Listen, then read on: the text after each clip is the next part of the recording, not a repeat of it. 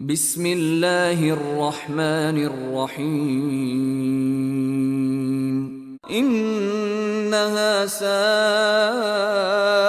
مستقرا ومقاما والذين إذا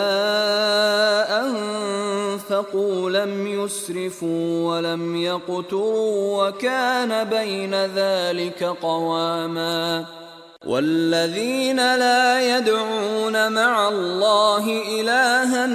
آخر ولا يقتلون النفس التي حرم الله إلا بالحق ولا يزنون ومن يفعل ذلك يلقى أثاما يضاعف له العذاب يوم القيامة ويخلد فيه مهانا إلا من تاب وآمن وعمل عملا صالحا فأولئك يبدل الله سيئاتهم حسنات وكان الله غفورا رحيما ومن تاب وعمل صالحا فإنه يتوب إلى الله متابا والذين لا يشهدون الزور وإذا مروا باللغو مروا كراما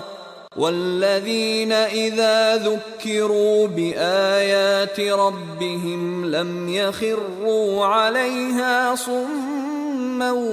وعميانا والذين يقولون ربنا هب لنا من أزواجنا وذرياتنا قرة أعين